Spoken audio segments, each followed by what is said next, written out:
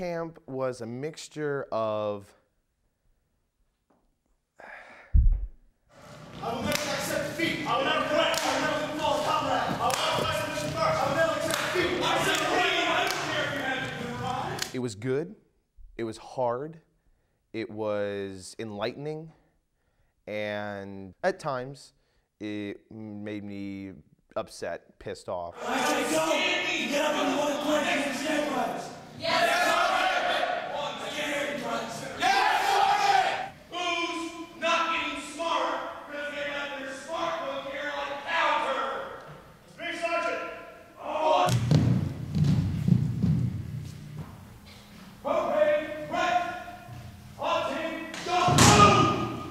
One of the things that happened with the initial drill that's really pretty interesting is these guys are all highly physically trained actors, so they go through a couple hours of movement training a day. Every day. Plus they go through stage combat where they're throwing broadswords at each other and stabbing each other and all. I mean, they have all this stuff.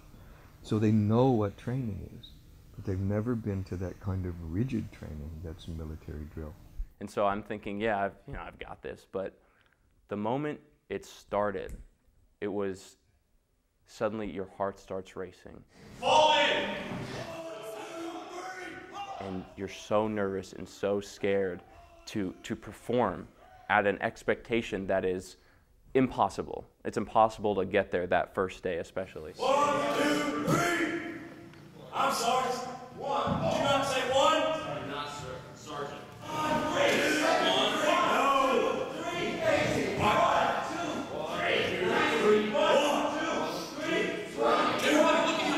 I actually enjoyed it a fair amount more than I thought I would, and I don't know why. I would never make it in the Army. I'm not Army material, and there's something about somebody yelling at you. Oh, damn! We still got more than you, Brian. Let's go! I mean, I really admire these guys that go through it and don't lash out back at these people, because it takes a lot of willpower to do that when someone's berating you and talking about you in a way that no one should be talked to.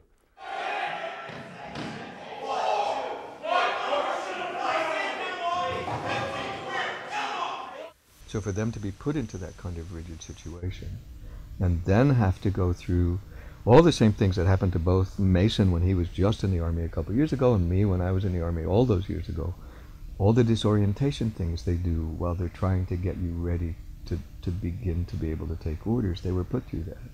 Anyone in the room colorblind? No, Sergeant! No, Sergeant! You know that everyone in the room is not colorblind? No, Sergeant! No, Sergeant! Is anyone in the room not colorblind? Yes, Sergeant! So answer the question that I give you. Is anyone in the room colorblind? 2, 3. In Fibonacci sequence, count from front to rear. Get along. Anyone can answer. How many toes are over the rib line? None, Sergeant. None. One, Sergeant. Sergeant. One pair of toes, Sergeant. One pair of toes. My toes are over the red line, Sergeant. So how many toes is that? 10. That is 10 toes. Okay, see what standing in that line will do for you? Front 10 toes. We're going to actually move the element. So this is where you actually march. You have to have your facts, you have to know your stuff, you have to know exactly where you're going and what you're doing at that exact moment. Okay, at this time we're going to work on basic movements. Who here does not know your right from your left? Okay, excuses. There's this very particular way of doing things, and everything is set and everything is prescribed. And I think that just that mindset is something that you don't really know anything about by anything else but just doing it. Because there's a right way to walk, there's a right way to turn around, about face, simply obeying commands rather than doing what you would choose to do. If you told them run across the room 5 steps and turn right, they could do it. If you say to them take 5 steps, make a right flank, that's just too straightforward. That doesn't compute. Mark time, mark! Left face! 1, 2. All at the same time. 1, 2.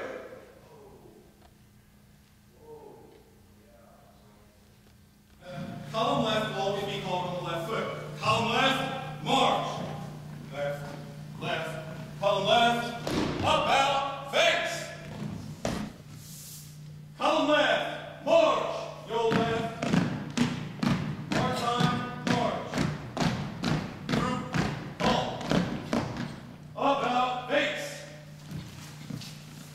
You will better look over here. Forward, march! Go left. Up, right, march! Left, left, left, right. Listen carefully. Right flank, march! Left, left, left, right. Through, halt. That was actually very well done. And they got it. And because it was an improvisational situation with a real live guest drill instructor, and because they're great students, they went for it whole cloth.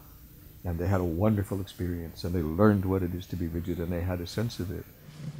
I hope I wasn't too demeaning to anybody, and for the most part, you all really seemed to roll with it, which also made it fairly exciting. But the yelling at you, having you hold are just working out, and at times, admittedly, stupid tasks. The Army does that for a reason. Why would I have you count off your conscience? Horrendously moronic thing it has to do.